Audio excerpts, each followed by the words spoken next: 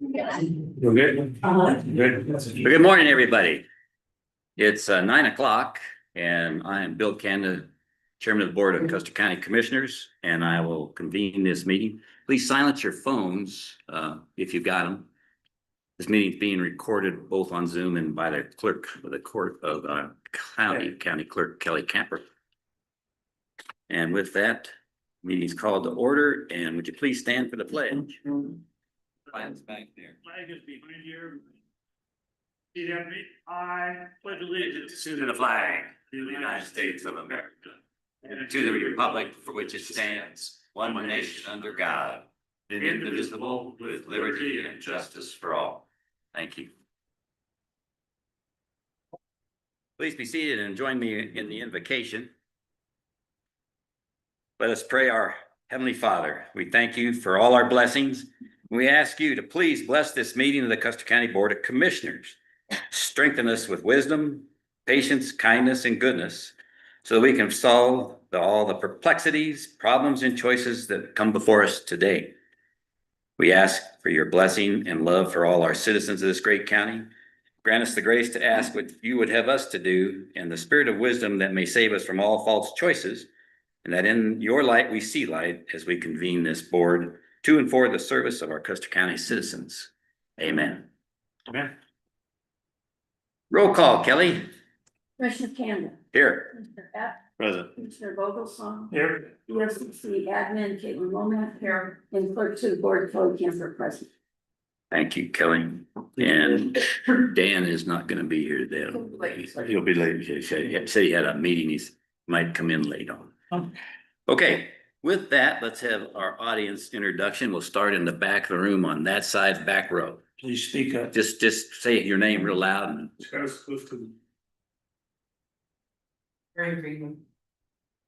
My name is James Greenwood, and why are we having people give their names? that's protocol. We have the names on record. Jerry Reed. Victoria Reed, Michael Millward. Thanks. Bronson Melton, Chris Calvin. Flo Ray. Andy Smart. And Cindy Flower, John Batulis. George Fodor. Nancy Photos. Vicky White, Water Human Services, Leslie Miller. Jerry Draper, John Smith, Red Smith. Kate Miller, James Gilbert. Eric Silverstone. he's hiding out on the side. Thank you. Who's online?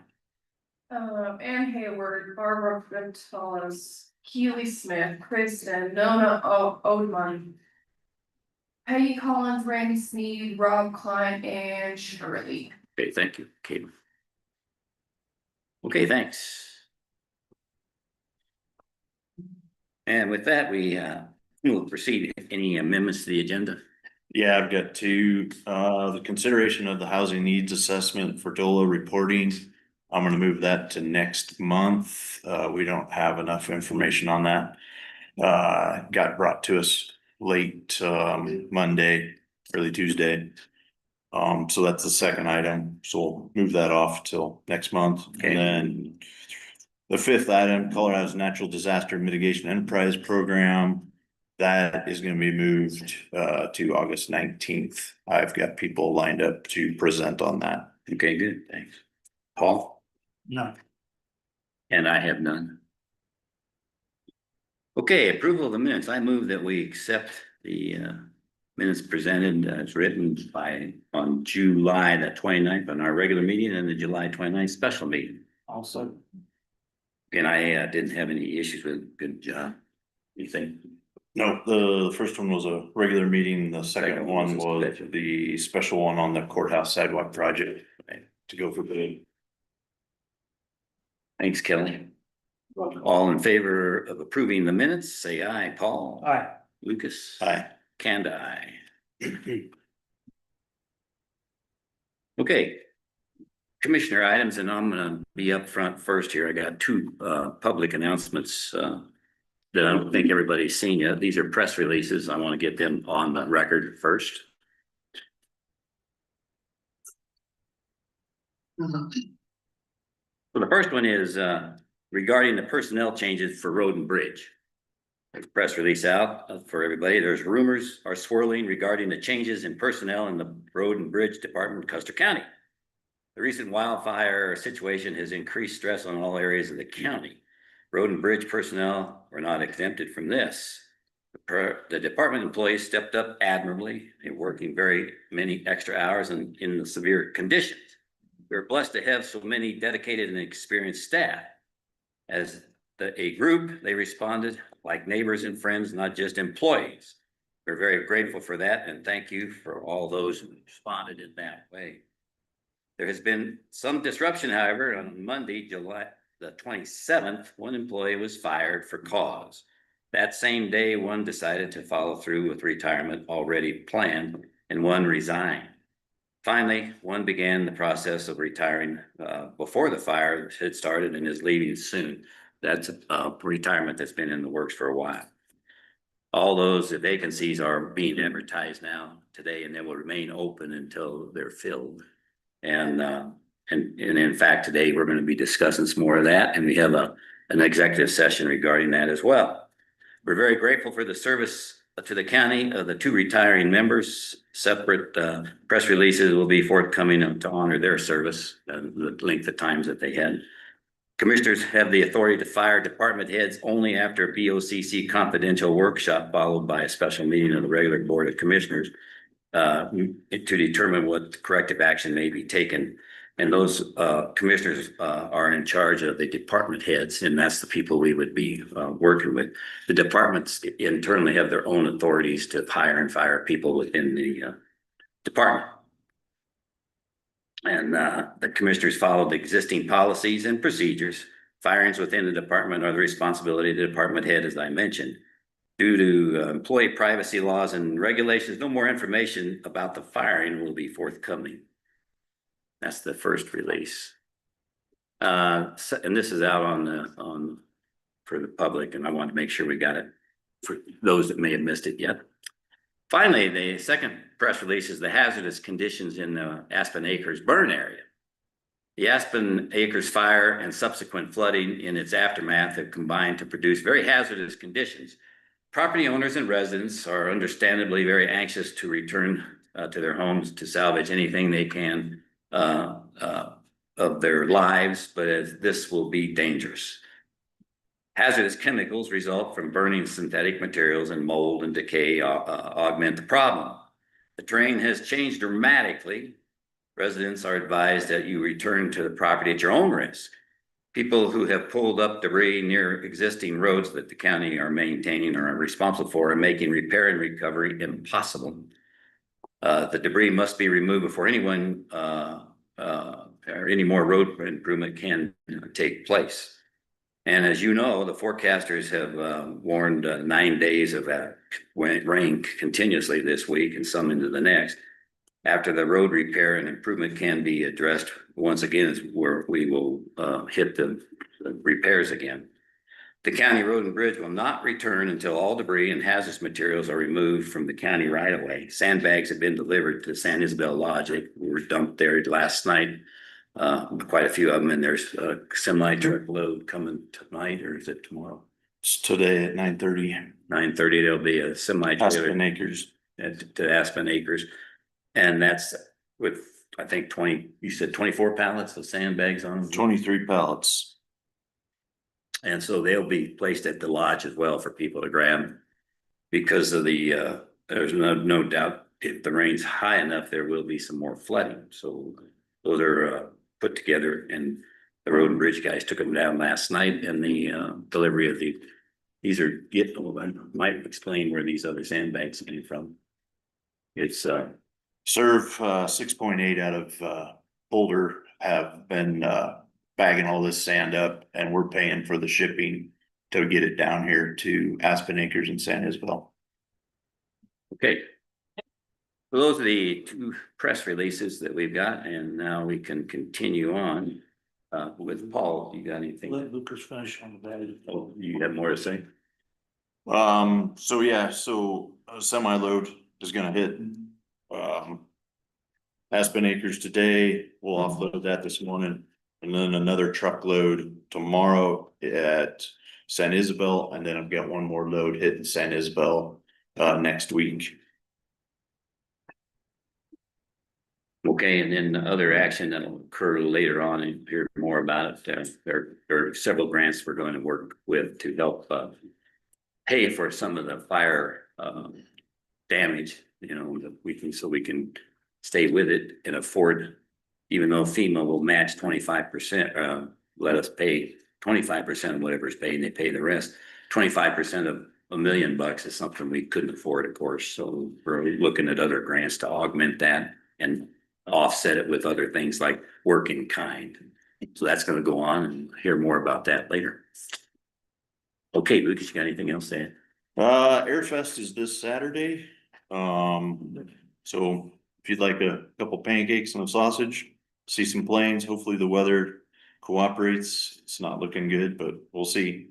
That's this Saturday. Landfill recycling was closed down a little bit this morning. They had a mother bear and two cubs, that got into one of the dumpsters there, so, they had to turn power off because both of the cubs ran up a power pole. So they're working with, Colorado Parks and Wildlife and others there to get that bear situation taken care of. So it should open up here hopefully soon. The audit that should have been done by the end of July got pushed off due to the fires.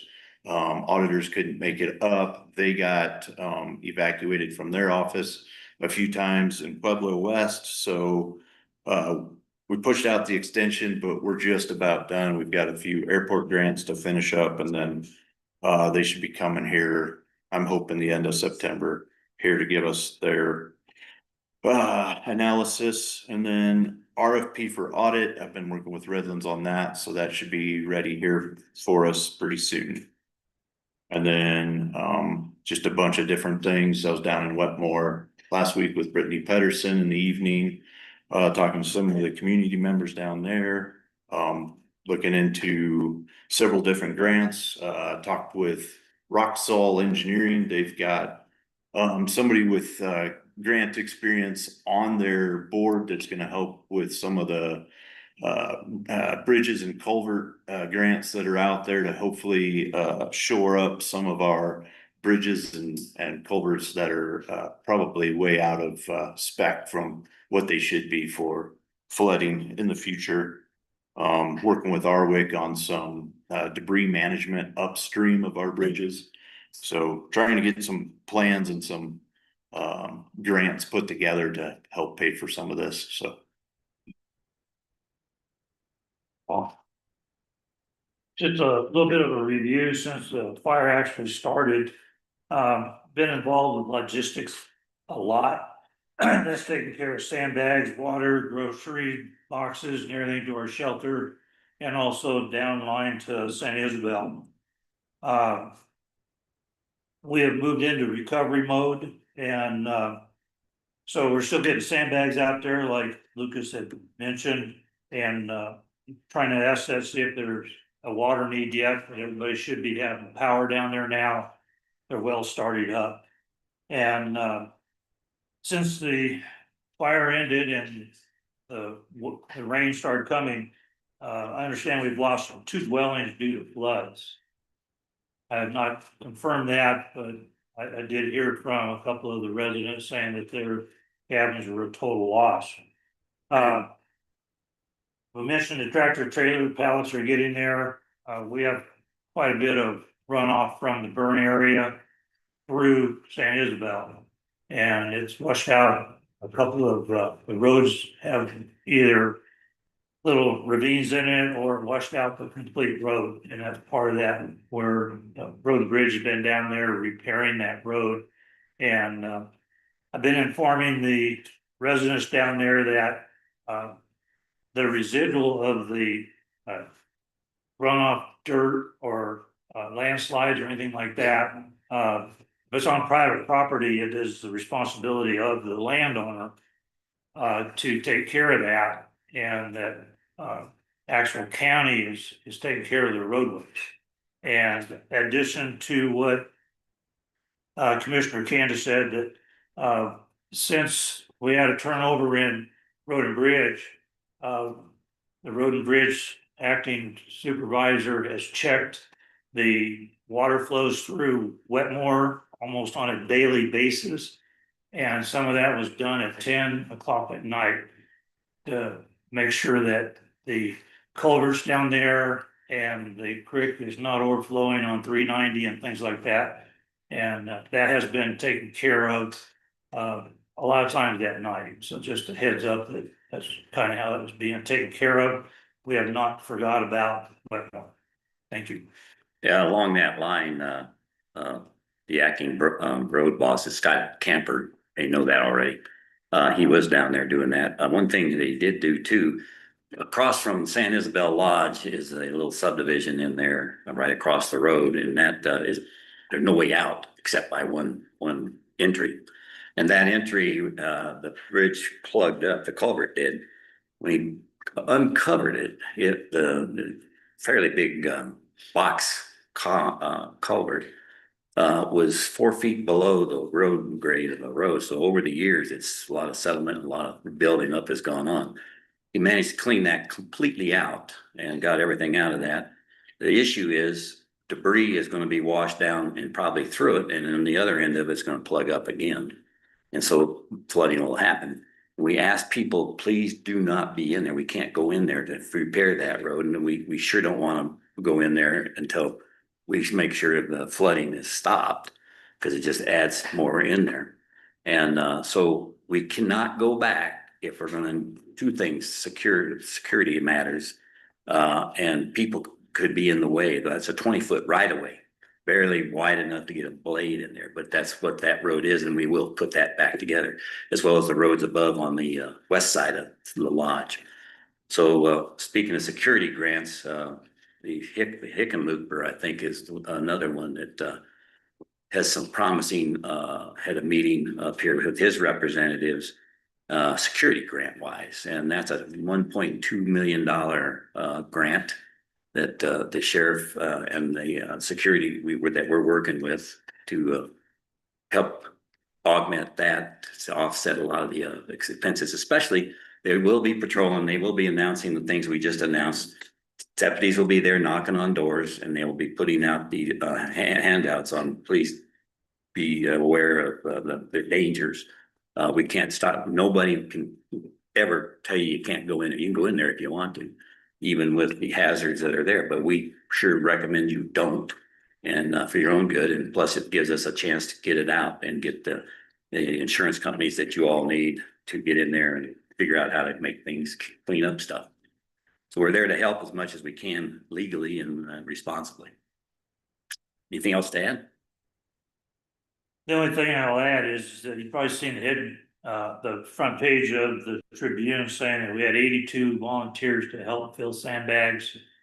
That was a chore with 2 sandbagging hoppers, and we did 3,800 bags By hand. in one day. And all those have been delivered down the hill to San Isabel area. And then now with the tractor trailers coming in, they should have an abundance of sandbags. A lot of the sandbags they already put in position washed downstream, they couldn't find them. By the way, that is a very good point. We had people volunteering that were here visiting. They weren't even citizens They were of staying- Colorado, and they helped us bag them. And we had others that lived in other states came back that have second homes and that came in here. It was amazing. The camaraderie was great. Okay, Dan, you came in. You got anything to say to me? Okay, with that, we'll proceed to the next item. And that would be admin assistant. You have anything?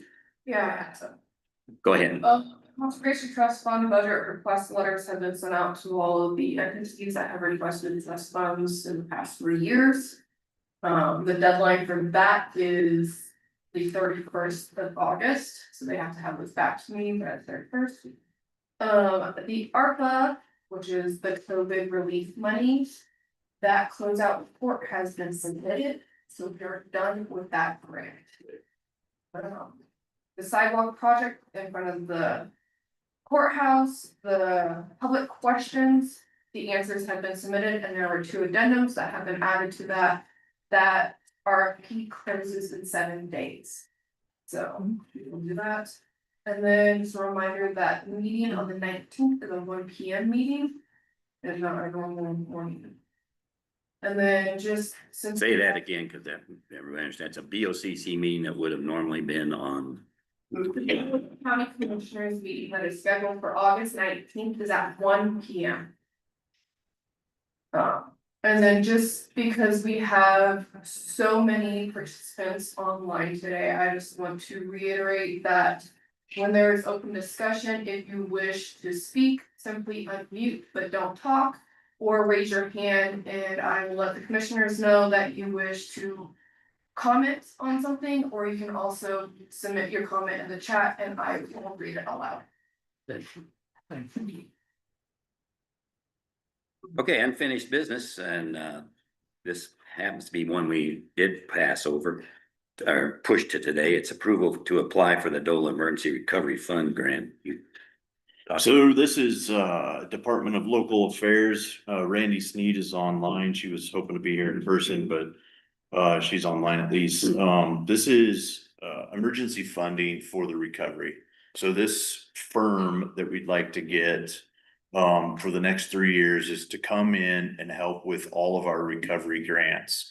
Also help with some of the insurance aspects that we're dealing with can we get insurance, working through the state and federal government's insurance mandates or insurance rules, laws, whatnot, help us navigate that. So this person will help us prepare a comprehensive local recovery plan with assistance from our state and federal partners. Creating and managing a recovery stakeholder group, reporting on plan progress throughout the duration of the recovery period, which we're kind of assuming at this point in time is going to be about 3 years. Serve as the chief liaison to impacted citizens, county public, nonprofit stakeholders, and funding partners involved in the recovery process. Identify all the eligible federal, state, and private funding opportunities, particularly with flood hazard mitigation on individual properties. Manages the subcontractors and represents the county for the U.S. Department of Agricultural's Natural Resources Conservation Services, NRCS, and the Emergency Watershed Protection Projects.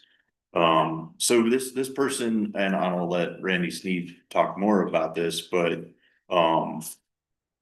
help us out with our fire mitigation, our erosion, our watersheds,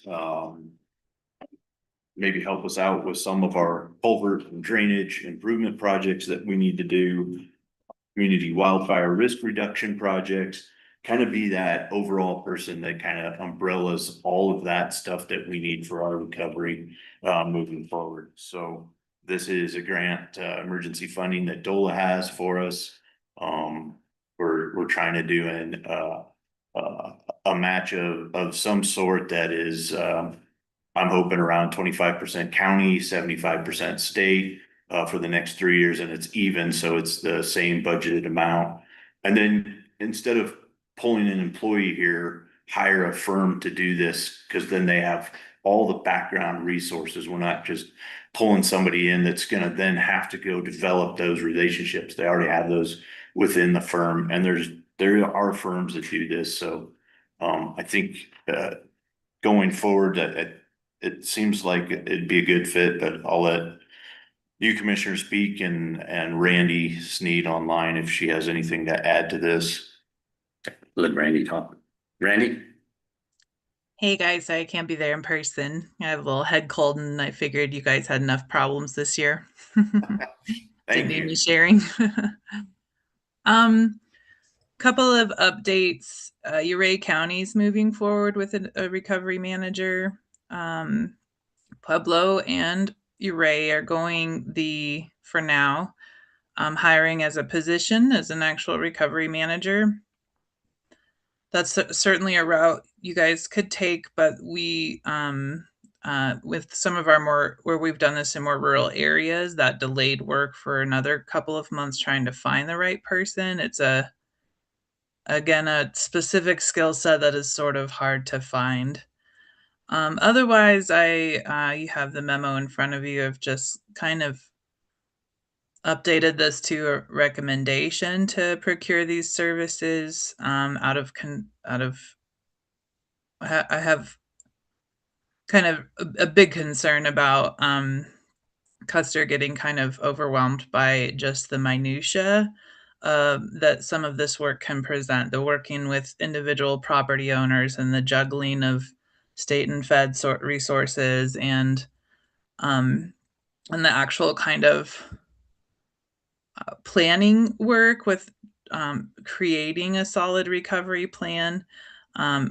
DSHEM and our resiliency office have some folks that can help with that, but I think that is a really good first step to really suss out what the specific local needs for Custer are. And then it gives you guys something to hold this person and or firm accountable to. And a big part of when I was on the recovery team for Huerfano and Costilla was this kind of stakeholder. I think we started monthly and went to quarterly, just kind of this entity to report. Here's what we've tackled. Here's what's next. Here's how that works with the recovery plan we set out. So I think that is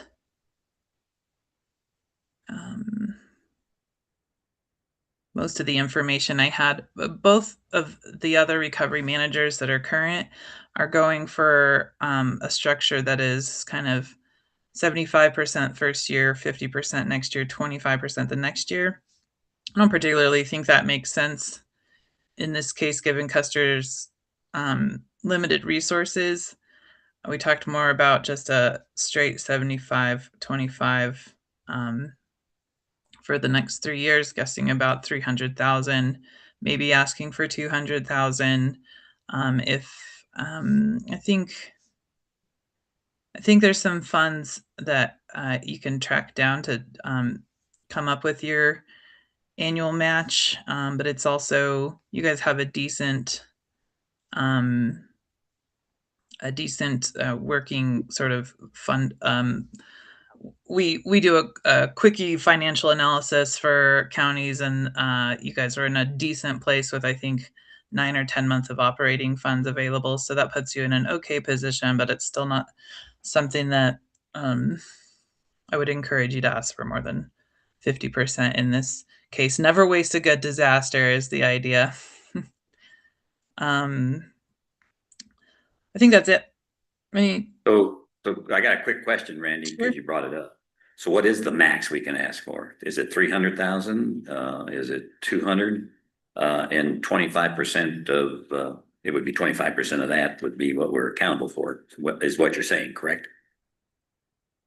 I told you I had a cold. I don't want to do math.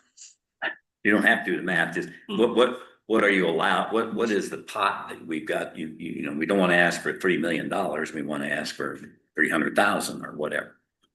That Yes, sorry, I is pot. misspoke. I think from the process that I have to go through to get this approved, I kind of have to demonstrate what the reduced match is about. And I think I can make 75% with a 25% match makes sense. A 0% match, I don't think I could. Other two counties have more resources, but they're doing 50%. And I think I can demonstrate more need than they were able to. So And that this would grant, this is for the wages of a manager. either that or hiring a firm. Okay, And so what I'm just kind of going by what we're ballparking in other areas at 100,000 a year. That's newish. I don't know if work will materialize in year 3, and we have to be flexible with this. You're not going to know everything about this position or what their actual tasks are going to be, because I think a lot of it just comes as this nature of disaster and the recovery cycle. Right. is that there's gonna be things that we're gonna have to say, like, other duties as assigned, right?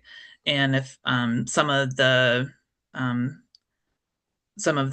things that we've identified as possible roles don't materialize, that's okay. And it's okay if the work sort of is completed in a couple years and we just deobligate the remaining funds and move forward. Um, Okay, I got one last one and then Sure. Paula.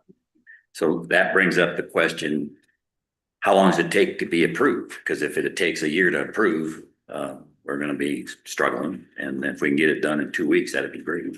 So what is realistically can we look at here? Timing. On my side, as soon as I have an award or a request letter from you guys, I can push it through to an award letter probably 2 weeks maximum, and I will, execute that contract, and ask it to be expedited. That's maybe another couple weeks, so and during that time,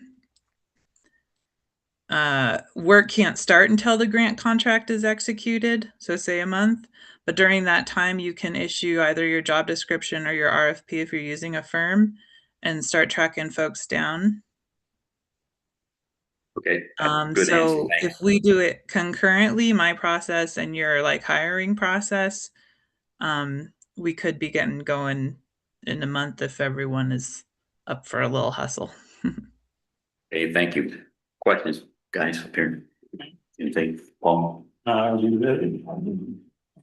So Eric Silito is our new OEM, and this is to make it so that he can continue to focus on OEM stuff and we don't overwhelm him with this recovery option. He's still gonna be involved with this firm to a certain degree, but what we didn't want to do is overwhelm, and then we all of a sudden have another disaster. We have another thing that happens, another fire, and then he's stuck between, do I do recovery work or do I do my job, which is OEM? And we want to stay focused on that. We want to make sure that we are ready to respond to any future fire, flood, whatever it may be, cybersecurity attack, wind event, whatever that may be. So this is kind of to try to keep that additional workload off of him.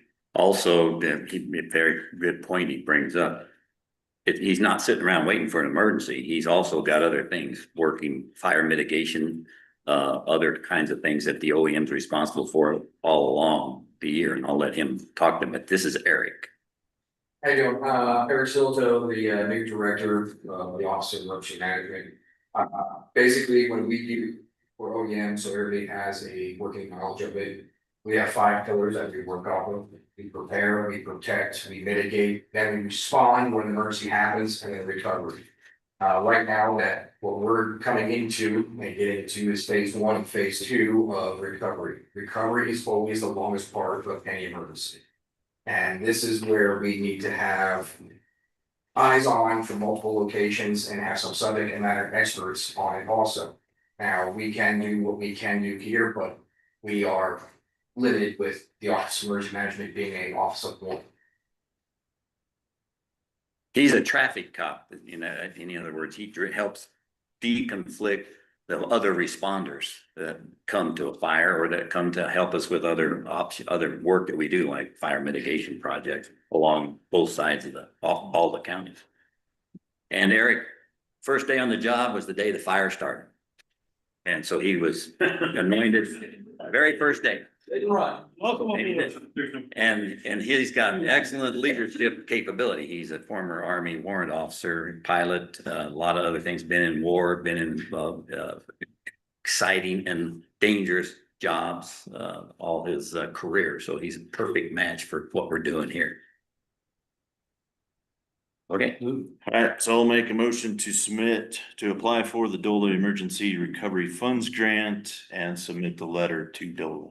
I'll second that motion. Okay, it's been moved and seconded to accept and apply for this grant. Any comments here? I think we're done. Any comments in public here? I'll give you a couple minutes each if you want. Go ahead, Carol.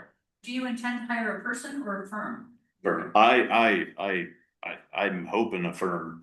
instead of a person. I- That's, We haven't, I know, I guess I could make that, Yeah, I think we need you know, include that in the motion. okay, sorry, we need to make the motion clear that number one, the C grant request would be for a firm.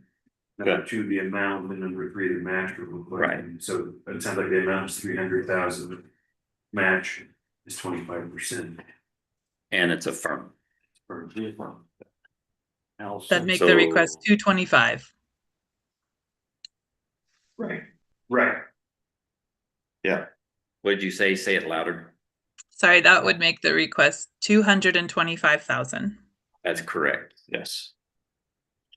I'll second that amendment. Okay. All right, any other comments? Thank you, Carol. Okay, hearing none, I'll call for that vote. All in favor of applying for the grant as we refined it, you've got it all written down. Say aye, Lucas. Aye. Paul? Volasana. Kanda, aye. Okay, so that's good to have, and we'll have somebody for you to work with, Eric. Soon. Good news, gentlemen. And Thank I'm- you. Thank Yeah. you, Randy. And Eric will be working with you too, on the grant application, so that'll be good. Yeah. Sounds good. Very good. Okay. All right, thanks. New business, same rules. We'll hit these one at a time and allow each on each item we vote on, public comment will come and go as we can. So first up out of the chute is the accounts payable. Lucas.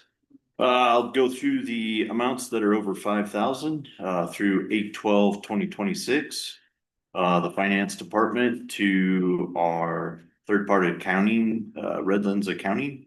For June and July services and mileage and lodging for a staff member was $11,157.13. Health insurance to Meritain Health for July health insurance coverage in the amount of $21,808.43. Landfill, McFarland Oil, June and July invoices in the amount of $5,347.88. Airport to One Oak Paving and Sealing LLC, paving around the main building and the north gate in the amount of $35,000. County Sheriff to PDS IT services in the amount of $8,730.92. County Jail to St. Thomas More Hospital for an inmate's hospital bill in the amount of $21,893.40. Road and Bridge to McFarland Oil for fuel, $36,103.66. Emergency Management, card services, BOCC admin and travel one AA fire expenses in the amount of $6,072.35. Pest and weed control, Arc Valley Weed Management sprayer contract services in the amount of $5,600. IT, PDS IT, the IT services and server in the amount of $20,132.32. Airport admin, DBT transportation services for AWAS maintenance and upgrade in the amount of $8,427.62. The total AP was $250,250.30. Okay, so that's an update for what we had here. Okay, I'll move that we approve the accounts payable as to the tune of $250,250.30. Is that correct? Yes. I'll second. Okay, it's been moved and seconded. Any comments here? Looks no comments. Hearing none, I'll call for that vote. All in favor of approving the accounts payable for the month of August, or through to August 12, 2026, say aye. Paul? Aye. Lucas? Aye. Kanda, aye. Okay, the next one was moved. The next one up is the Department of Human Services Policy, fingerprint-based criminal history record. Come on up, Vicki. Good morning. Morning. It's the Vicki White Human Services. Morning, everyone. So throughout for Department of Human Services, we are audited on quite a few things every year. This is an audit that we have for CBI and FBI for fingerprinting that we do within our office. The fingerprinting is done on staff, before they are hired. And we also do fingerprinting on any, providers, when children are removed as well. We have a provider home, a new provider home. So we were audited, and I had to write a policy on, our fingerprinting and how we do that, how we store fingerprints, who's responsible for that. So this is just a copy of the, fingerprinting policy that I wrote, and that was approved, by the Colorado Bureau of Investigations. The letter is just showing that we're in compliance, the policy. And then after the policy is we also have to give, when we are fingerprinting somebody, we have to give them a privacy information act statement, as to why they're being fingerprinted. So I just wanted it to be recorded, the policy. And we did not have, an older one. That I Couldn't couldn't find it. I could not find an older one, so I wrote this in January and then I had to revise it a little bit, for current. Good. We have to renew these every year. So this will be, every 3 years we will be audited. Okay. Every 3 years. Mhm. Okay, thanks. Any other questions, clarification? Very clear and cut draw. Thank you. Okay, I'll move that we approve the Department of Human Services policy on the fingerprint-based criminal history record. Second? I'll second. Okay, it's been moved and seconded. Any other discussion here? No, just in the future, Vicky, this isn't a problem in terms of passages, but I think to make things consistent, when we adopt policies for other departments, we do that through resolution. So maybe if you can get these to me 2 days before we get commissioners meeting, I can put a resolution together. And we can have a resolution that actually. Perfect. I will do does that. Thank you, Dan. It'll still be recorded, but it's Yeah. better, it's easier to get as a resolution. Okay, thanks. Okay. Wait a minute. All in favor? I'll call for that vote unless there's any other questions out here. Okay, I'll call for that vote. All in favor, say aye. Lucas? Aye. Paul? Both aye. Kanda, aye. Thank you, Vicky. Thank you. Appreciate it. Yes, Vicky. Thank you. Thank you. Thank you.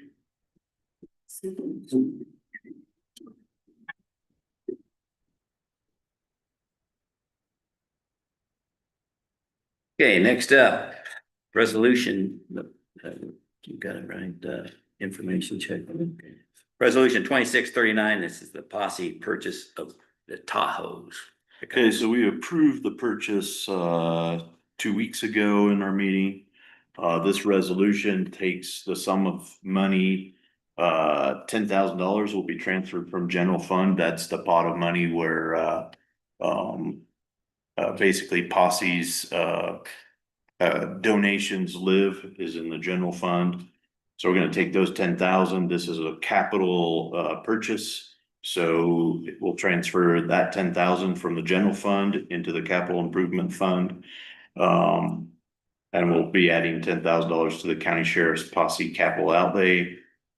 In that amount of 10,000 to purchase those 2 used Tahoes from Chaffey County. Okay, and I'll just say this so it's clear to everybody. The county commissioners are responsible for all the infrastructure and support for all the elected officials. So we have the infrastructure requirement here and support the missions of each elected official. And that's what this is about. We in the past have not had a good way of accepting money in, whether it's a gift or a grant or actual tax dollars. And then chasing it through the accepting process by resolution, and the spending process is also by resolution. That's just keeping us in good stead with the auditors. That's why we do it this way. Therefore, any other discussion? This. Okay, so I'll move that we adopt resolution 2639 posse purchase of the Tahoes. I'll second that. Okay, been moved and seconded. Any other discussion here? Out here? With that, I'll call for that vote. All in favor of adopting resolution 2639, say aye. Paul? Aye. Lucas? Aye. Kanda? Okay, Eric, get back here. Come on in, you're up. It's your, Yeah, we got adoption of the Aspen Acres Fire Debris Management Concept of Operations. And I'll let Eric speak to that. This is there's processes, people work with things, and there's policies that we want to be consistent with. And so this is an opportunity to get an actual policy on how we handle the people that are affected, as well as the people helping the people that are affected. So go ahead, Eric. Thank you very much. Again, Eric Silto.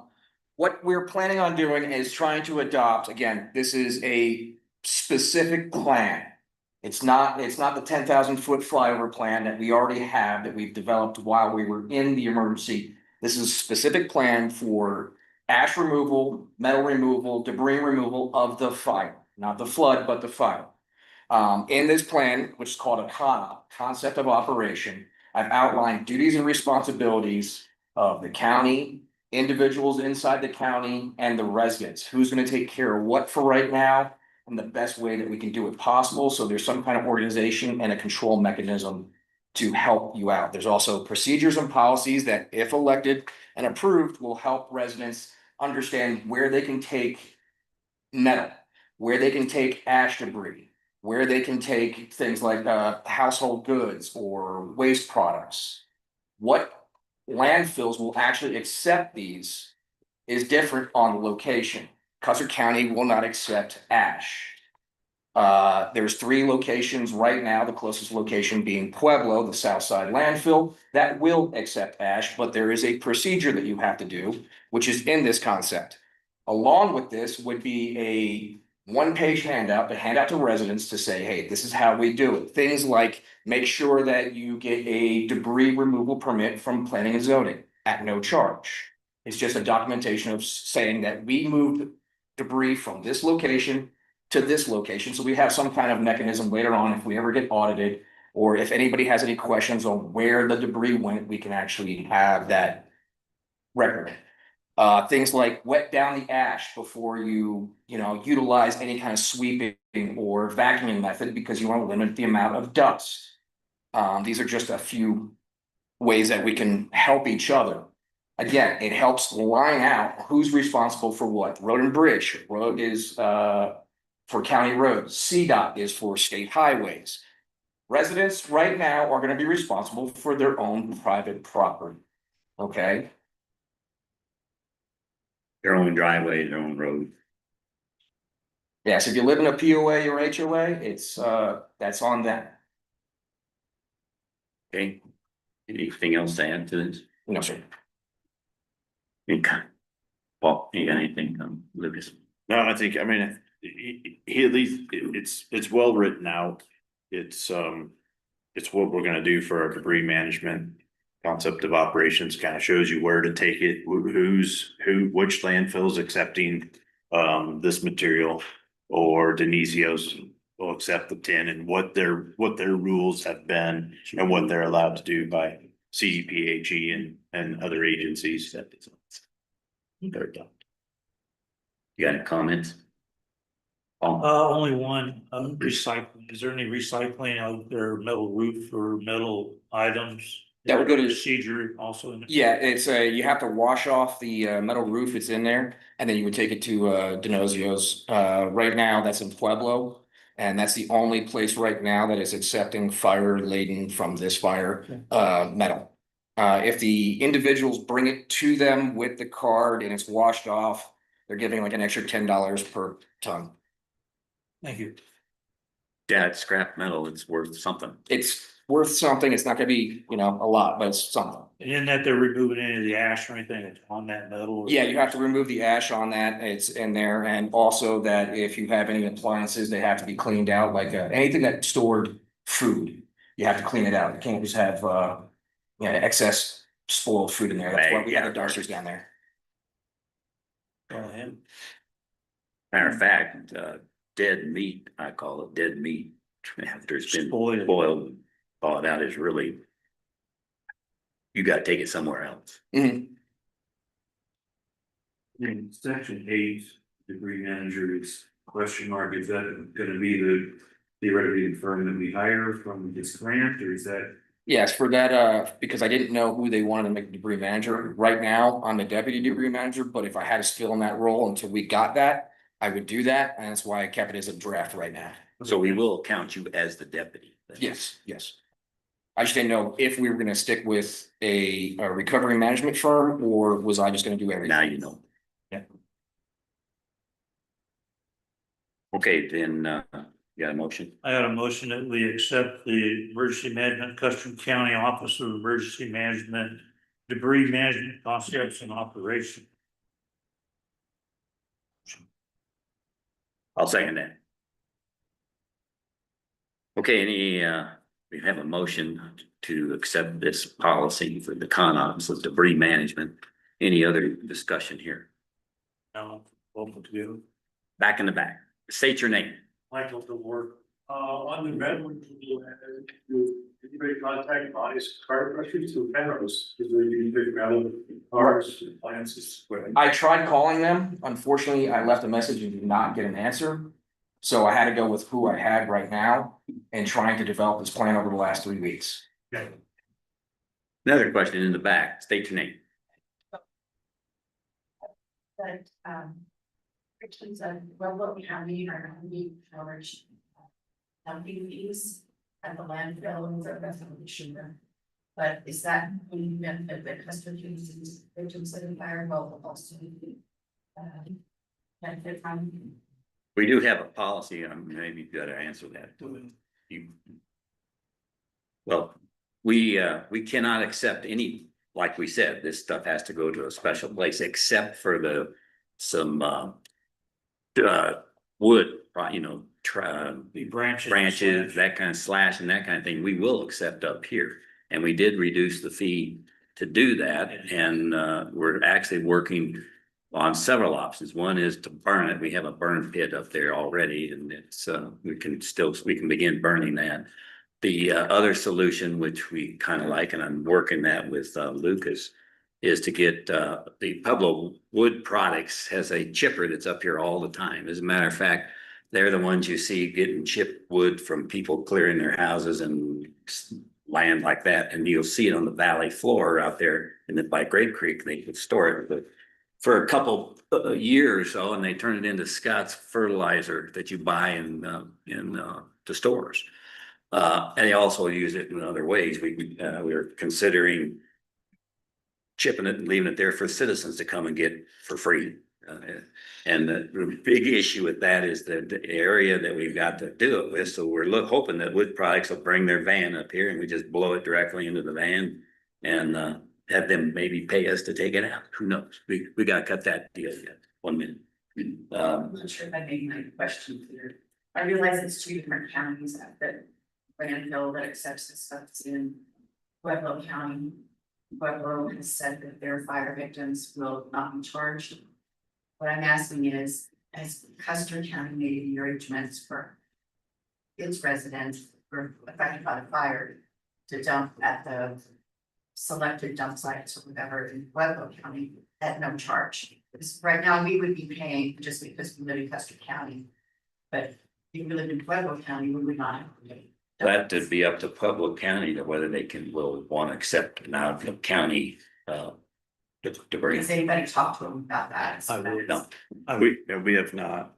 But it's something that Eric and I have talked about and what maybe that cost would be to do that if we so choose to take that out of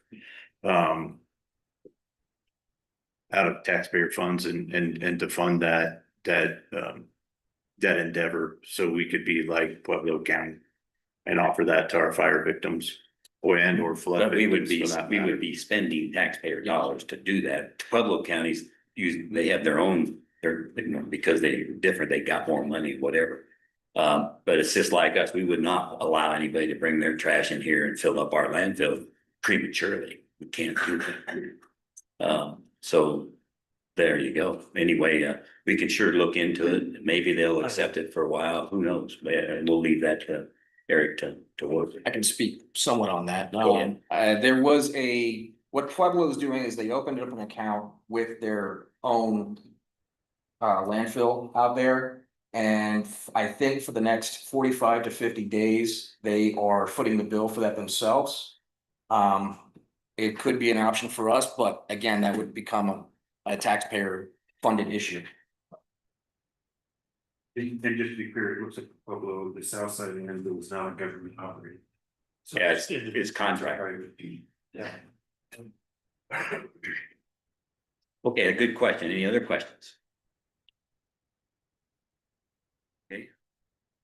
Barry, is that something you wanna do? You want to be involved with that also with you or on that landfill of level?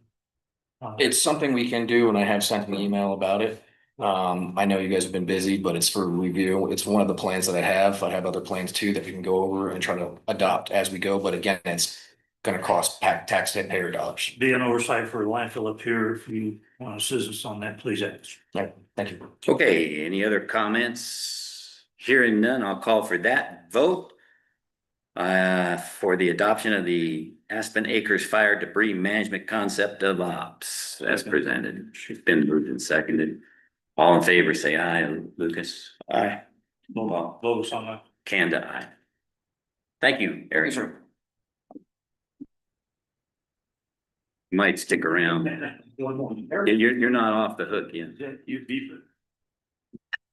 Okay, I'm back. Get up. Your truck was calling. You get up, his truck calls. My truck calls. Okay, next up on here is the pursuing the grant funding for the post-fire and flood debris cleanup. Mhm. So go ahead on that issue. So right now, we're looking at with the USDA and NCRS right now is doing us initial assessments of what it's gonna look like for the post-wildfire flood debris cleanup. We're trying to get a grant through them. We don't know how much it's gonna be right now. We're in the initial stages of it. And we're looking to get mitigation into future flooding problems.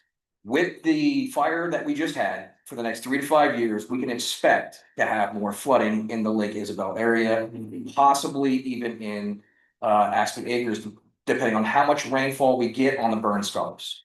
The burn scars right now are acting basically like a sheet of glass because of all the ash. It is not absorbing into the ground, as we can see, and it is now causing new hydrological problems in that area, causing flooding, flash flooding, more damage, roadway erosion, that sort of thing. So we're looking to pursue on the initial stage right now, how much it would cost to start mitigating that, whether it be retention ponds or flood barriers or anything like that. Now, this is going into just county and state land, not federal land.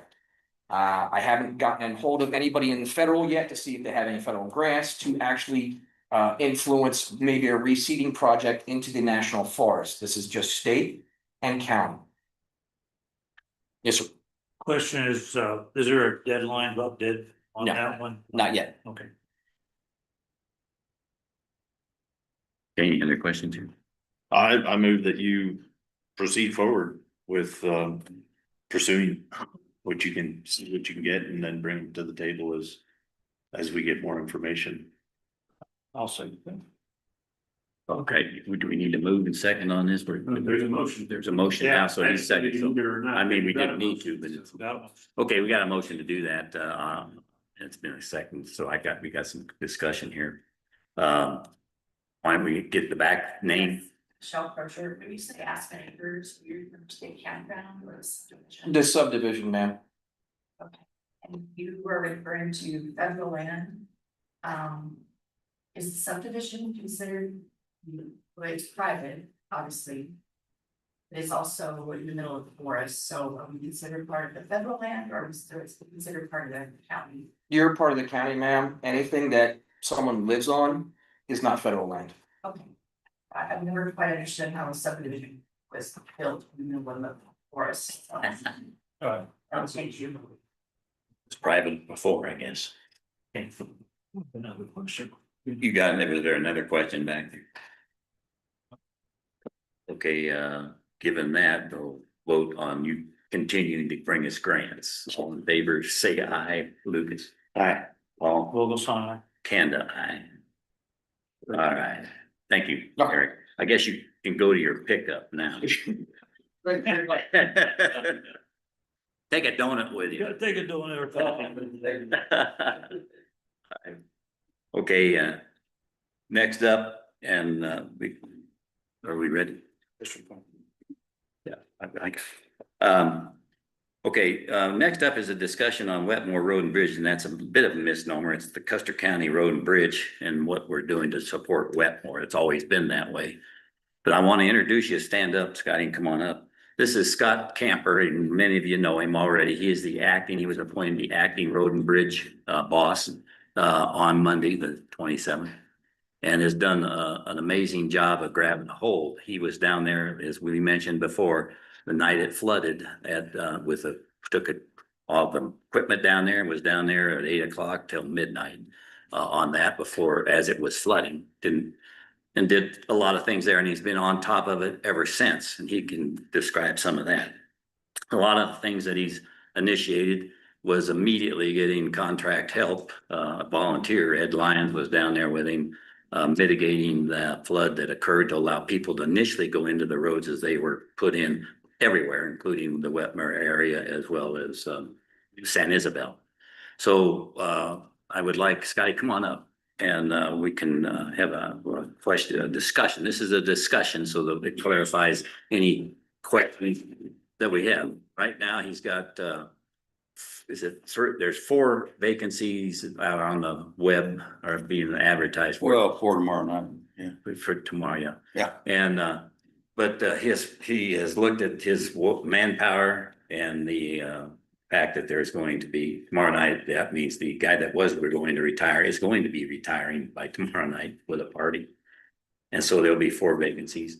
He's got his schedule out on how he's manning the equipment that we have and the priorities of the roads we have here in the whole county, not just the valley itself.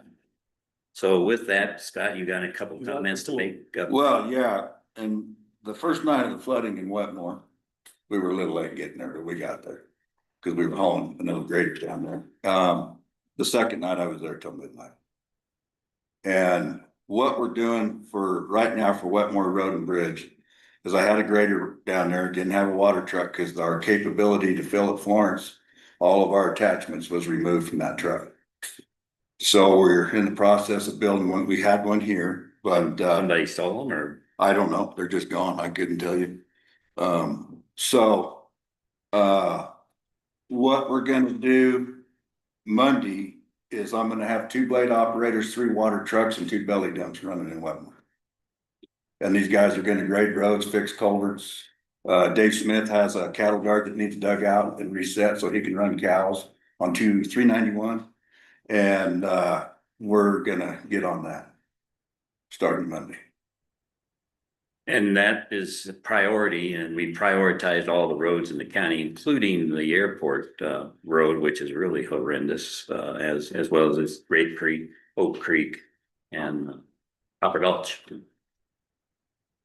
Questions? And I want you all to think about it. He has to take care of the roads that would be, if you stretched them out, would take a motor grader all the way to Albuquerque and back in the process of taking care of the roads. And so with the equipment we've got there, they're doing an admirable job at what we need more of would be more money. But we can't, we have to deal with what we've got. So with these current rains coming, we made a list this morning where I split. I'm gonna have 5 guys in Wetmore and 5 guys in Westcliff. If it floods, we're gonna have everybody ready. And the timing on that right now looks like Friday's gonna be the worst night. Well, I don't know, it's Thursday, but 70% it is tonight whatever now, it is. so it could be tonight, Yeah, good. you know, we just don't know. Okay. Discussion here. I got, let's let Carol first. She had her hand. If anyone in the room has a comment, please stand up and speak loudly so the people online can hear you, so we don't have duplicate questions. Good idea. Also, please say your name. Say your name, and we'll give you a couple minutes to say it, but if you're gonna repeat something, let's try to get everybody a chance to say something new. So go ahead, Carol.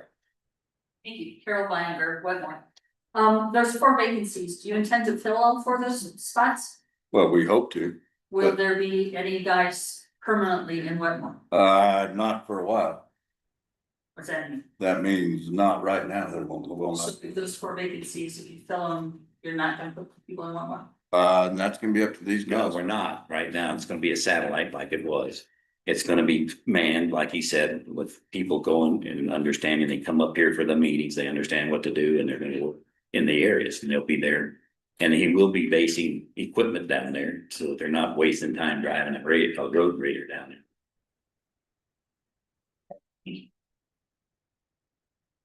In the back, stand up for your name. Okay. Charles Clifton, Whitmore, on the fire department, on the board of directors. Just wanted to raise our concerns long-term about the Whitmore Road and Bridge shop. First of all, we remain always grateful to the county for the help to give us with fuel. And we're grateful that Road and Bridge provides water trucks regularly on incidents, because we got rid of our 40-year-old tender. And we're able to replace it with another brush truck rather than having to get another tender. That said, we've had a good relationship with the Wetmore shop on things that don't involve necessarily water. I'm talking about actual response to incidents as they're happening. To give just 2 examples. Once there was a fire, grass fire on the Fremont Custer County line that was running toward Pueblo. And Larry Haynes, who was there then, came to me and said, I gotta go get my blade, right, my own vehicle there. I ran into the shop, he got the grader, he came out, he charged that thing, he got out ahead of it, cut a line on it and stopped it. Or again, just a couple of years ago, we had a multiple structure fire in Greenwood. And we had one building fully ablaze, and the next to it was a metal 2-car garage. Kind of a carport. It had 3 sides but no front. And it was packed full of all the junk you can imagine, from freight pallets to motorcycles to boxes of old magazines to household goods. And the metal building itself is not on fire, but the contents were on fire. We got a hole in the back to try to get a hose in that way, but it was kind of like spraying a burning haystack, you just didn't have enough water, there was not enough water. So we called Road and Bridge. It's only 3 miles away. They got a backhoe up there, started raking all the stuff out into the open so we could extinguish it. Otherwise, it would have been a heck of a deal trying to get that out. So I think that's part of our long-term concern, is that, that crew, that operator and that backhoe only had to come 3 miles. That's a big difference from 25 miles. We needed them there, then, and now. And there have been other cases where they send a backhoe or a front loader or something. Maybe you've got big smoldering lots that need to be moved. We don't have equipment to do that, but they do. So our concern basically is that shop remain, staffed with people who aren't too far away, or in a position to respond to things when, we need big yellow machines for when we sit there. It's been a huge help in the past, and we'd like to keep that going. Thank you. Okay, thank you for your comment. But yeah, Heinz, anybody in line got a question? Peggy Collins commented earlier during your commissioner report. With respect to the road and bridge employment, the press release states that commissioners have the authority to fire department heads, but there was no mention of a department head being fired. Only that an employee was fired. Where I read that comment during this discussion. Yeah, the point of that was, that's true. And the firing that did occurred by internally within the department. Okay. Any other question? Name? handsy photos. I would like to address the issue of hiring, because that's something that's gonna be on the board today. It is critical to the life and safety of the taxpayers of northern Custer County that the Wetmore Road and Bridge staff live local or at least north of the pass. And that's because the weather conditions can be so dramatically different between Wetmore and Westcliff.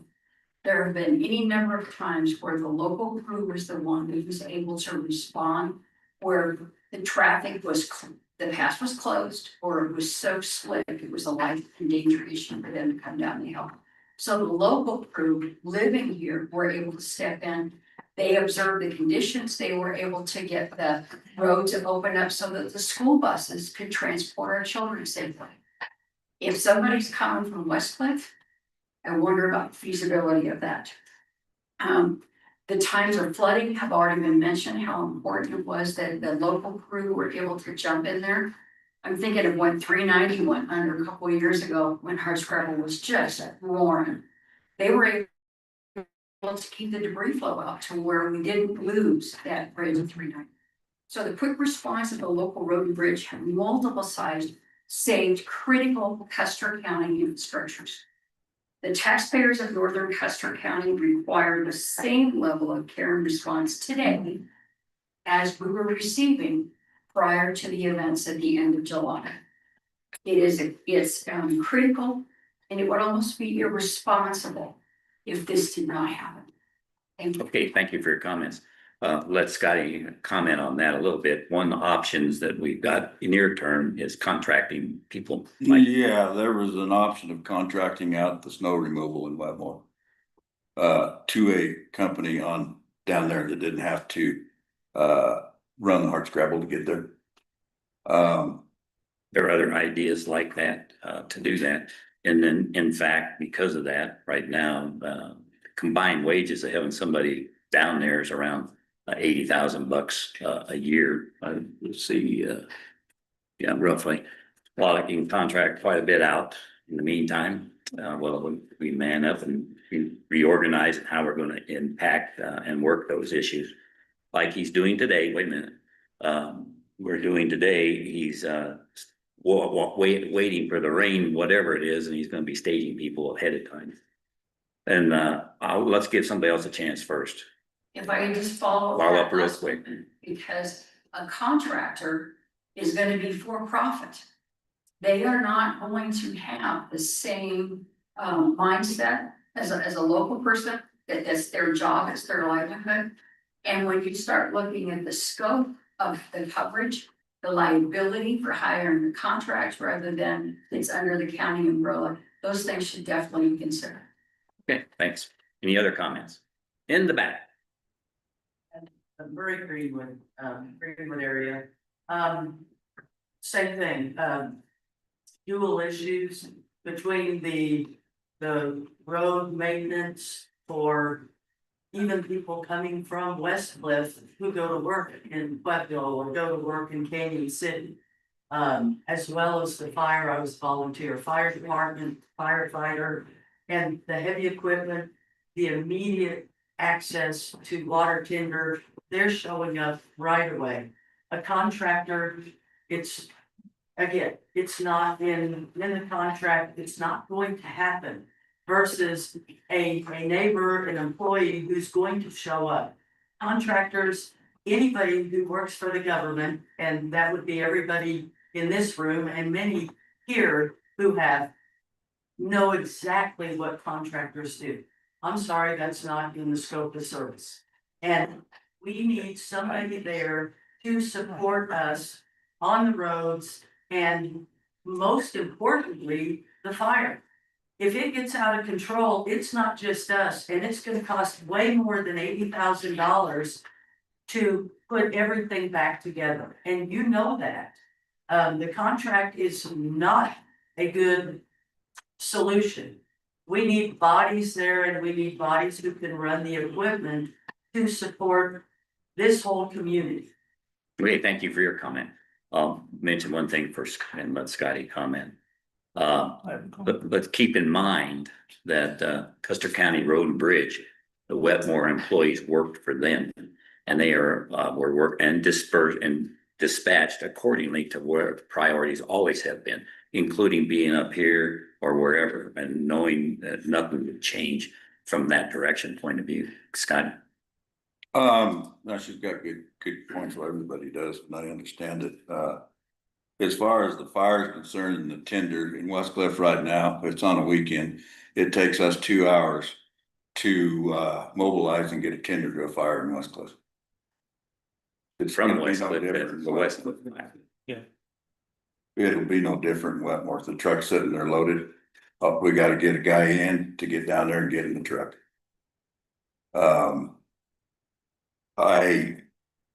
As far as the contractor deal, that's just something we're looking at, as far as snow removal only. But we don't even know if we're gonna go there. I mean, that's gonna be a big decision to make here, and we don't know if we can get enough people hired. You know, a lot of people don't wanna work for Custer County. They don't like the pay. And that's been a huge issue. Wait a minute, is there another one online? I had You you got- ready. Yeah, Barbara was asking, where will that 80,000 be spent? Meaning the 80,000 that you had set for the salaries, will it be spent in Wetmore and not mainly in Westmore? That would be the idea, to augment that. But we haven't, like he said, we gotta make the decision. I made a comment. And the point of that was, it's money that's already been budgeted. Go ahead. Just for everybody to know, for the record, that I worked with the Wetmore supervisor down there for 3 years. I commuted through the canyon at 2:30, 3 o'clock in the morning to come down and plow snow. So prior to my becoming a commissioner, I don't remember any time that we were behind the power curve, not being able to get to during the winter time. But I've gone down there for 3 years to plow snow, and I live in Bear Basin. The other thing I'd like to make is that only one person was terminated. But the commute down the hill was not a problem for my 3 years that I was down there. Thank you. Thanks. Right here, you have it. Lowell Gray from Wetmore. First off, I appreciate what you guys do. And I appreciate what's been done for Wetmore, for fire, for all of that stuff. My concern with the road and bridge, I also worked for road and bridge for 4 years. And, we talked about the wages, people don't like the wages, I'll tell you how much I got paid when I worked there. This has been a few moons ago. Okay. I started out at $5.47 an hour. That was many moons ago. Okay. That being said. We've lost. The people that have. Quit, have been terminated. There's some institutional knowledge that these gentlemen have, or these people have. That's gonna be hard to get back. And that knowledge is. Road conditions.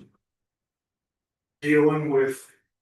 Folks that live on the road, who block my driveway. I mean, I've heard the whole gamut.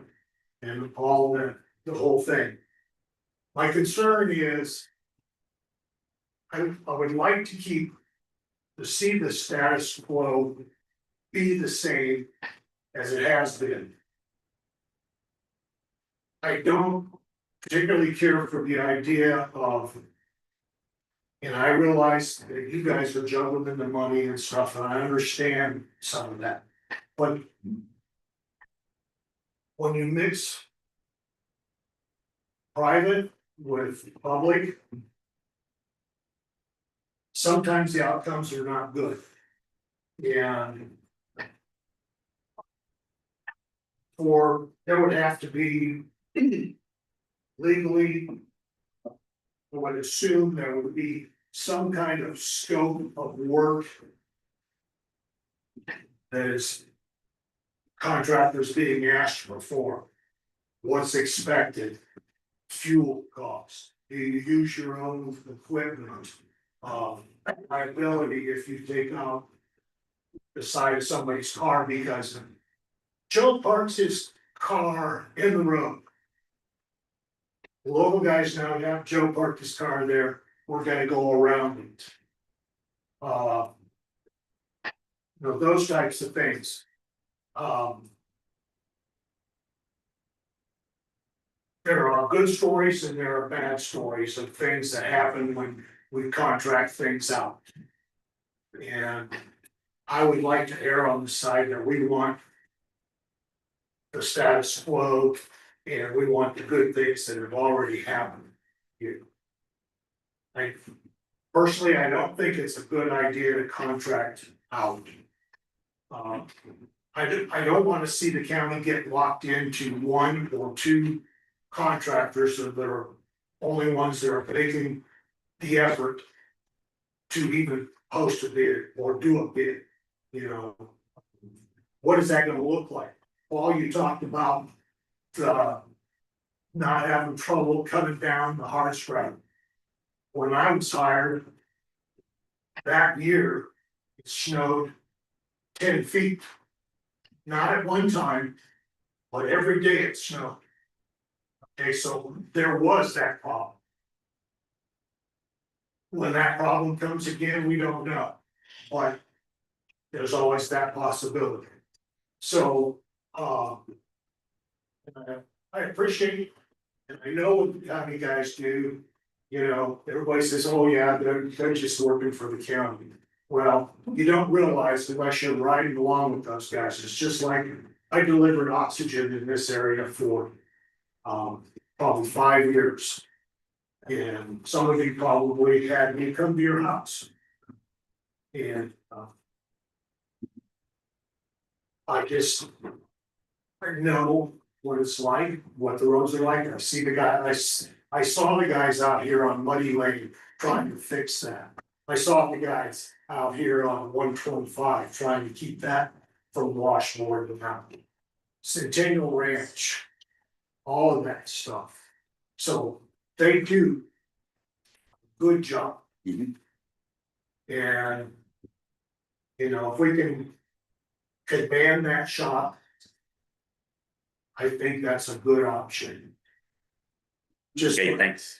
Thank you for your comment. Before another question, Dan, can you comment a little bit on how we handle contracts, the liability and all that is included in our discussion? Yeah, I mean, any contract, they have the contract liable for their own actions and negligence. Although to be fair, if Joe is parking his car in the road, I don't know that the contractor or the county would be liable for somebody parking the car in the road. Well, if they broke down or stuff, that was just a scenario. I realize that. I was gonna keep my snide comment to myself. Well, I wish you would. But But you're right. The bottom line is our people that volunteer for the county, when they do work for the county, we cover them as employees. And that kind of thing happens with contractors too. We do our best to do the right thing. And you're right, expertise matters. You don't want to hire somebody that's want to learn how to grade. And unfortunately, this brings up a point. Unfortunately, we're a training ground for our police, our sheriff's office and our road and bridge guys. They're better, they get paid more somewhere else always. And so they learn here and then move on. So we have to fight that too. I understand that. That happens. The other thing that I was going to say. Keep it short, because you've been up quite, and you're making good points. Okay. Like any of the county infrastructure, buildings, building down there, any of that stuff. I think the county should retain ownership of all of that stuff, all of the equipment. And not be doing this, turn it over, because you can go online and read scenarios. Towns got locked in, cities got locked into contracts that Okay, they had no idea. very good point, and there is no intention that building remains county property. It's gonna be county property, the machinery, everything's in there. If we base stuff there, it's county property. It will always be for now. I understand that. Okay, next you got something. Oh, yeah, one in the back. One in the very back, stand up. Yeah, I just like to, express some frustration. Name, What's that? what's your name? I'm a Wetmore resident, Wetmore area resident. That's his name, Wetmore. What's that? I say your name is Wetmore now in the record. That's fine. Okay, It's frustrating that there seems to be a lack of willingness to really take in what people are saying, and frankly, there seems to be a bit of a lack of, if not candor, consistency for sure. It's brought up that the funding or the pay is the issue. The guys we lost, I know at least one of them was a long-time employee. So it wasn't the finances that had changed. And you can call what we've heard about what did change and what did come to pass as rumors all you want. But even in the court of law, first-hand account is not a rumor, it's evidence. It's witness testimony. So you can dismiss and discard the concerns of the people of the community all you want. And I think that's maybe the underlying and maybe the larger concern that this is creating. Is that what we hear, and again, you can refer to it as rumors all you like, but that all this came about because of a clash of egos. It sounds like it was ridiculous, and seeing the reactions, and again, if not a lack of candor, a lack of consistency, it exacerbates those concerns and frankly makes it more difficult for our community to even know how to approach it. Because I don't speak for anyone but myself, but I've got very little trust, very little faith that at least two of the people sitting up at that table care about our community much at all, and certainly aren't representing our interests. When you come down, when you came, we had a stacked highway yard in our community. When you left, we didn't. And if I'm not mistaken, you're the representative that's supposed to have our district's best interests in heart when you conduct yourself in your position.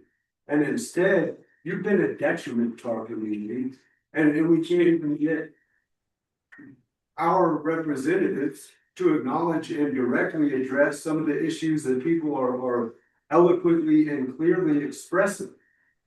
And that makes it difficult to even really put faith in you when we hear what we want. Because whatever is convenient is what you'll say. The person who sent in the question about the difference between, you have the authority to terminate a department head. As you point out, a department head wasn't terminated. And again, call it rumors all you like. But what it seems is that at least part of the problem, that at least one of the good people we've lost was because he refused to do your bidding when you attempted to skirt those policies and procedures that give you a certain authority over the department head, but not necessarily over the employees. And again, when you won't address specific issues brought to you with candor and clarity, it makes it difficult to know why we should put much faith in you. Again, even if we hear what we want to hear, and that's a frustrating position to be in as a community, and certainly again, speaking primarily for myself as an individual. okay, thank you for your comment. Can I respond to this question If you want. or statement? Go ahead. One, ever since day one of the fire, June 31st, I have put District 2 as priority 1 because it is my district. And on that day, I got a phone call that we had already opened the community center as a shelter, which was not true. So I went down and opened that shelter for we'd have a shelter to go to that was already announced that we were open. I furthermore Do take District 2 as my priority one. And how many times have you seen a white pickup down there delivering water to the community center down there? Also up here at Lang Hall. I have delivered numerous trailer loads of sandbags to District 2, which is also including San Isabel, which had numerous dwellings burnt. So, pardon me? It's not debate. No, Let just saying. Paul speak, that's it. And then during my 3 years on Road and Bridge, I have never missed or been late plowing snow. Just let you know that District 2 is my priority. Thank you. Okay, and Matt. Wait for 1 second. Peggy Collins would like to make an online comment. Go ahead, Peggy. Good morning, gentlemen. How are you? Good, thank you. So I had submitted a comment earlier, which was read. I appreciate that. And it had to do exactly with what the last speaker was talking about. And that's transparency. And that's the rumors, if they are rumors, that aren't being addressed. And Paul, God bless you for all the wonderful things that you've done for this county. That doesn't offset what we are understanding happened down there at Road and Bridge. Thank you. Very safe. Okay, thanks, Peggy. Jim. Yeah, James Gilbert. I'm not a resident of Wedmore. In fact, I'm about as far away from Wedmore as you can get to the north. I don't know what's going on, frankly, but from the discussion, I'm understanding that there is an efficiency problem for road and bridge operations in Wedmore as compared to the rest of the county, which creates an unequal distribution of operations. So it sounds to me like what this board has as a responsibility to the entire county is to equalize that operation. Given the geographic problems between the Wedmore area and the rest of the county, the most logical thing in my mind, as somebody totally divorced from this whole problem, is a satellite staffed operation to cover the geographically isolated, if you will, areas around Wetmore. It makes perfect sense. So the county should, in my mind, sit down, consider the expense changes for doing an organization like that. And I suspect it's probably more of a logistical thing than it is really a full expense thing. But the services provided by the county have to be equal across all tax-paying entities in the county. So if Wetmore's getting shortchanged because of where they are, and it takes a road grader way longer to get there than it does from the buildings down there, then that needs to be fixed. And the easiest way to fix it is to have the directors of Road and Bridge come up with a plan to effectively fix it, and then the county to come up with the appropriate allocation of resources to do that. Thank you, Jim. Okay, yeah, that's exactly. I'll make one comment on everything here so far. Yeah, you guys have good comments. You gotta realize, July the 27th was how many days ago? And we are working it, and we have been maintaining the status quo as best we can. And nobody said we weren't gonna consider every option that we've got. So that's in the plan. And that's why I had Scotty here to make sure that the interim things did occur. There were items that rumors are real, by the way, that what occurred to Paul down there. There was good cause, and what says it in the press release, there was firing with cause, and that's a fact. And there's all I can say. Listen, you don't know. You don't know.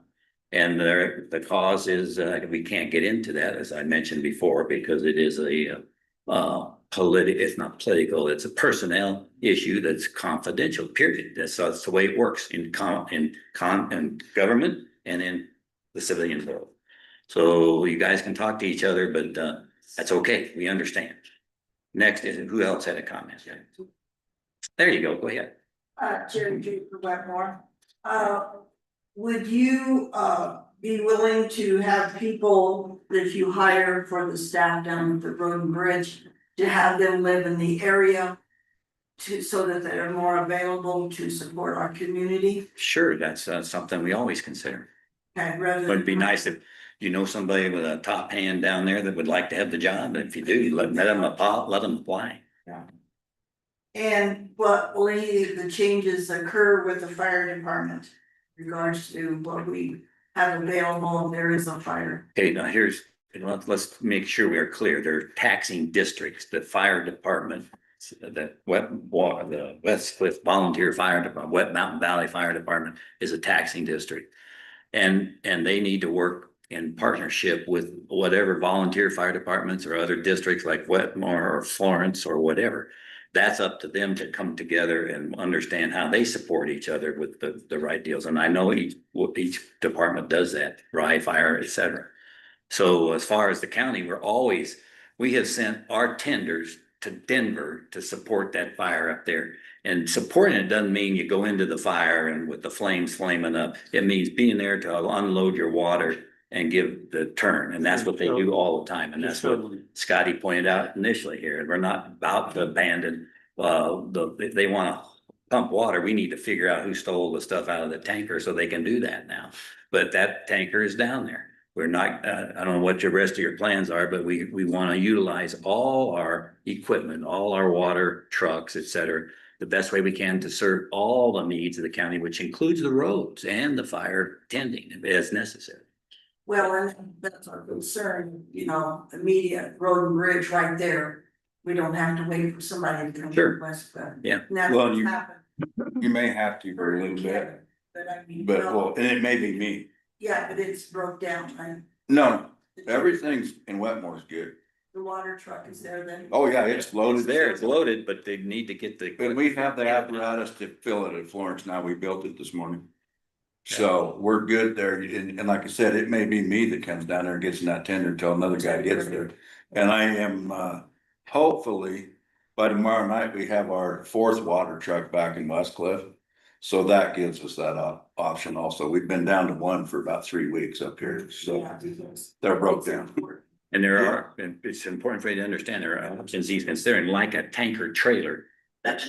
With four loads of water. Yeah, 8,000 gallon tanker. 8,000 gallon tanker. Exploring that. So there's, right now, we're not gonna leave any stone unturned. Thank you. Online. Peggy Collins wished to do another comment. Okay, this would be 3, Peggy, it's your last one. Now, this is only my second one, but Well, we read one for you. that's right. So it's my understanding that it was not a department head who was fired in Wetmore. So I would like to know what gave a commissioner authority to fire an employee who's not a commissioner didn't fire him. Go ahead. The determination was made by a department head, not by a commissioner. It was made in consultation with the county attorney and the HR department. We're not going to comment any further on the specifics of the termination. Thank you. And then we have another written comment by Barbara. It's a matter of who has. Barbara who? Barbara Vitalis. Who? Sorry. It is a matter of who has access to the building that should be able to be quickly established. I think it is. Go on, comment. Well, right now, access to the buildings are road and bridge employee. Yeah. Road and Bridge has, all the employees of Road and Bridge have the authority to be in that building. That's their building. And also do the commissioners and also do the people that support our missions to support the infrastructure. That would be our IT guy, our maintenance guy, et cetera. The county employees are necessary, have authority to be there. not the public walking in and deciding to do something. There, you can't do, that's in any job. Okay? Any other quick questions? Yeah, Chris Halpin. Hey, Chris. One of the questions that they're talking about with this water truck is, does the fire department chief have access to that truck? Before, I mean, in the past, originally it was supposed to go to the fire department building, but that building was not built big enough for that truck. So it's always been housed in that, at the road and bridge. Smart truck. Would the fire department have access without having to wait for Let me- the bridge to come down? I'll make a quick comment on that and I'll let Scotty speak to it too. The answer is no, the county asset. However, we are looking at options to either sell it or give it to you, one or the other. And I think we've looked at that, other things that to be used. But if I hate to say contract, but an agreement has to be worked out on how we work together. Just like Wetmore always had an unofficial agreement to go help, right? And then they decide they can no longer help us for nothing. They just, emergency services, for example, they needed to be paid or we needed to have our own. That's a whole separate thing. But that's a good question. That tender is there to be used for that, and we got to figure out how to do that. But a fire department guy is right now cannot go over there and jump into that truck and or drive off with it until we work out how we're going to handle it. Oh, and that part I understand, but what I'm not saying give a key to every Joe Schmo in the fire department, you know. No, I know, I get it. The fire Insurance ability. has the only Right. key, you know, gets a hold of Scott Camper and says, hey, Well, Scott, we got sure. a fire down here, I gotta get it. Well, I'll cut you off because we're getting short on time. You're 100% right. You sure can't have a truck full of water sitting there and a fire 3 blocks away, period. So it has to be worked out. That's all I'm saying, because in the past it wasn't. And in the past, I'll give you an example, what we had planned to do down there when the fire first started was to have the fuel that was there be used by the firefighters if they're coming in with their stuff to be able to hit that tank as quick as they could. Couldn't get up a good policy to do that, but one thought was, well, the guys that are there, give them a call and they'll run over there and pump the fuel into the fire truck. Well, that didn't make sense either, and it got confusing. And so the issue was, let's leave the pump open. Well, that doesn't work either. How do you get in the gate, et cetera? There's lots of things to work out before you can let it go. Good news was it didn't have to happen. Bad news was we had the shelter issue where we needed to get food to the shelter, and that caused the problem that caused a kerfuffle on who had the right to be in the building. That we got to get over that, and that's what we're trying to do now. Okay, we got to move on, and then we'll hold on just a second. How much time do we got? We're at 10:40. Okay, yeah, we're gonna have to move on. Some more questions. Let's go with you. Question. I just say thank you for listening to us and what our concerns are. Now you know what we're concerned Sure, about. that's why. And I'll be anxious to hear the solutions that you come up with and present it back to us, but you Well- kind of understand now what we're very concerned. Yeah, it's great, and it was really great to hear that. We on the periphery, as we're doing things, working with you all, people in the fire and all that, we learn things. This is better too, because you guys are in the other end of it, and able to have this discussion has been great. It's a great thing to do, so thank you for being here. One thing to reemphasize what Scott mentioned is they have 5 people coming down belly trucks with road base, correct? To operate down there tomorrow, No, Monday. Monday, excuse me. I don't know if you took that in when he mentioned that, but that seems like we're taking you guys into consideration down there in Webber. Even though the Copper Gulch guys are mad now, and so are the Oak Creek guys, and so are the airport guys. So it's a balancing trick that he has to do now. That's my. All right. Thanks. Have you contacted the fire chief in Wetmore? Talk about what's available and so forth? Donnie? I have not. I think Lucas. I have, and I have not gotten back from him, so I'll try him again today. I'll do the same, cause I try to attend their meetings, so. The last Thursday of the month.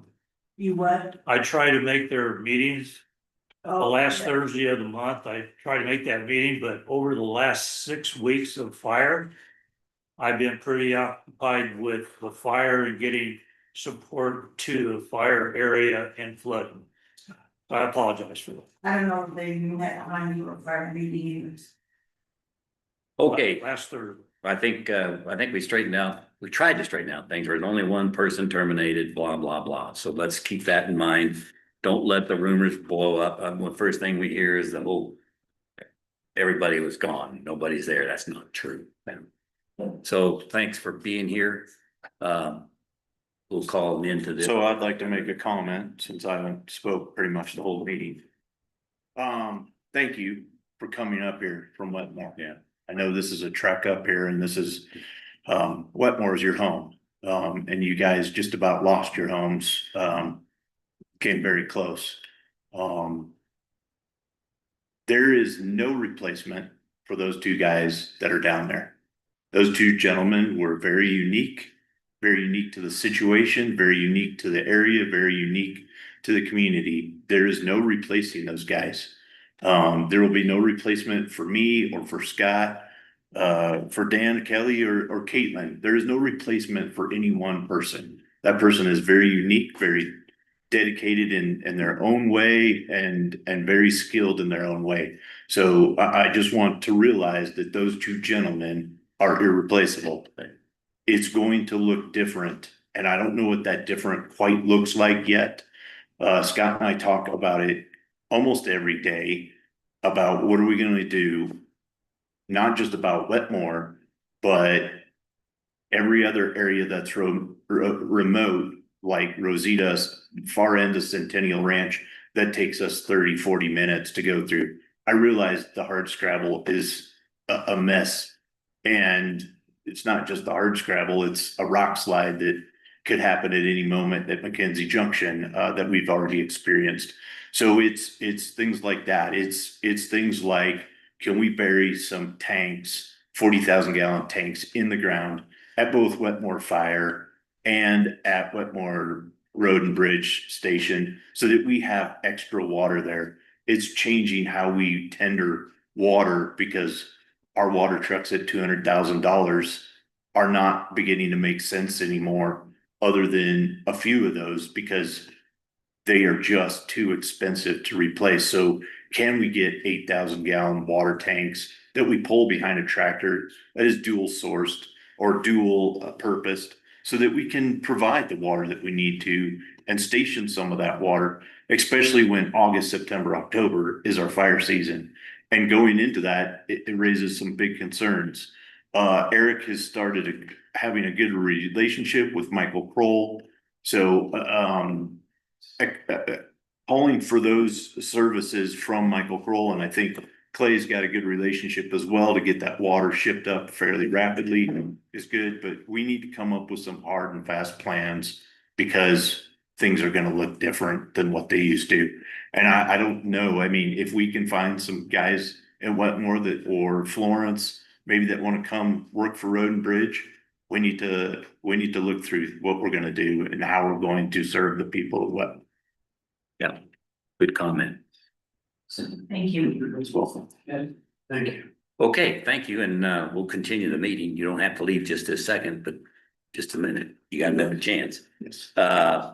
Any other additional items that we need to discuss business wise? Thanks, Scotty.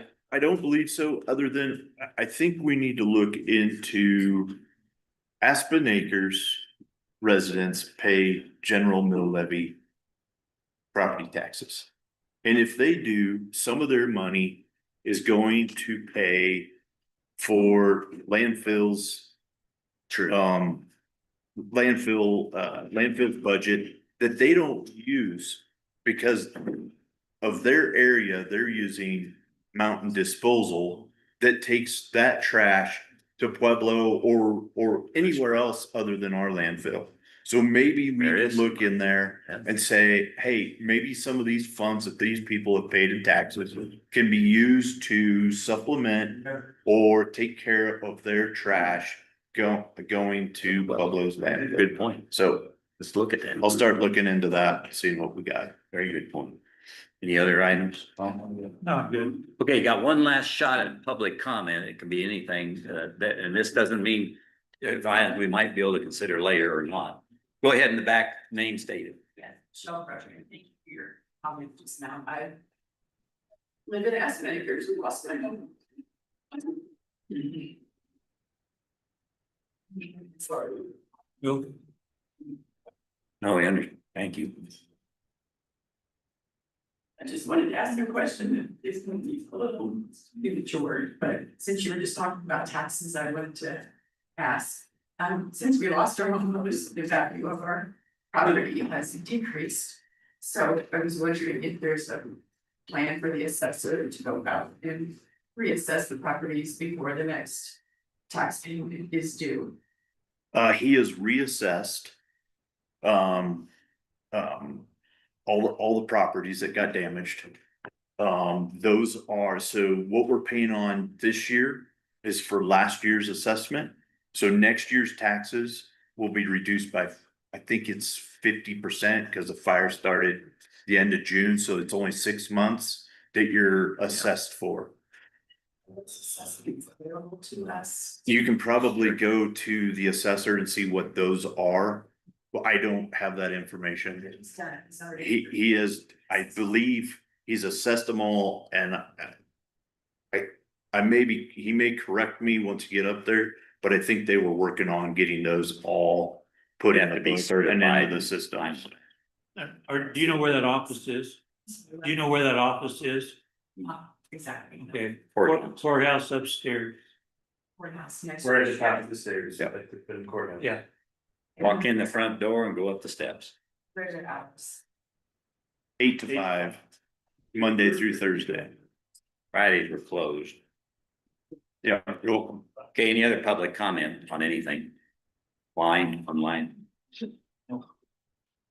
Okay, with that, I move that we go into an executive session to discuss personal matter to review the road and bridge boss applications per Colorado statute 24-6-402 of the Colorado revised statutes. All in favor, say aye. Aye. Hold us on. Let's go. We're adjourned for the meeting.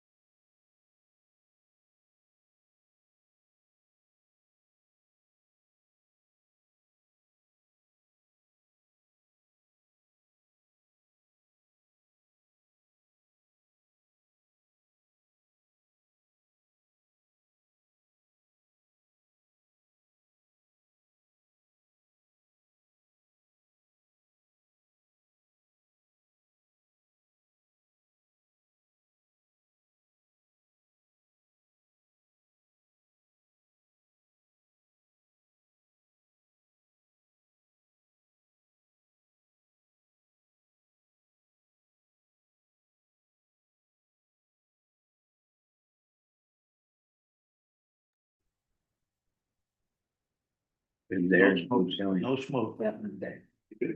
Okay, time now is 11:28 and the executive session has been concluded. The participants in the executive session were Bob Smith, HR, Lucasette, Commissioner, Bill Kanda, Commissioner, Paul Vogelsong, Commissioner, Dan Slater, Attorney. For the record, if any person who participated in the executive session believes that any substantial discussion of any matters not included in the motion to go into executive session occurred during the executive session, or that any improper action occurred during the executive session in violation of the open meetings law, I would ask you to state your concerns now. Anybody? No. No? Paul? Dan? No. Therefore, we will convene now back into the regular session of the BOCC meeting. And the new business is continued. And that new item would be the potential action on the personnel matters that we've discussed. That would be the review of the road and bridge boss or supervisor or superintendent application. So I need a motion. Make a motion to appoint Scott Camper as the road and bridge road boss, superintendent, supervisor. At a starting salary of $86,000 to start on August 16th. I'll second that. Okay, it's been moved and seconded to appoint Scott Camper as the new superintendent of the road and bridge department at a salary of $86,000 beginning August 16th. Okay. All right, there we go. Okay, any other discussion on it? No. Well qualified, excellent candidate. I'll call for that vote. All in favor, say aye. Paul? Aye. Lucas? Aye. Kanda, aye. Make that call. Can I ask a question? Yes. So it's always been the road and bridge supervisor, but on the new job description, it says road and bridge director, so what was wrong. is his? So is it? Well, We're gonna clean up, it's equivalent. if I could get rid of the term director, period. It'd be good. Put everybody as foreman. Cause we only have one stack, we don't have these vertically stacked from director to, we just don't. We have worker bees, And we we have foreman, and we have the elected official. And it's up to them internally to organize. So I'd get rid of the directors if I could, But anyway, Yeah. other counties use superintendent or supervisor, so we could use superintendent, maybe we can start doing that, that's pretty informal. The main man. I think the email is gonna be set up as road and bridge supervisor. I think so. that'd be fine. Cause that's the current title. Am I okay to call? Yeah, Yes, you are. make sure he's not driving. Ask him if he accepted, we won't say anything. But we might turn that, or I'll just leave. Yeah, because the motion was to appoint, not offer, so. Hey, we don't necessarily need to wait on the answer. That's great, yeah. So we can adjourn. You want to adjourn before he says yes? We're not really waiting. Yeah, okay, therefore, let's adjourn this meeting. Time now is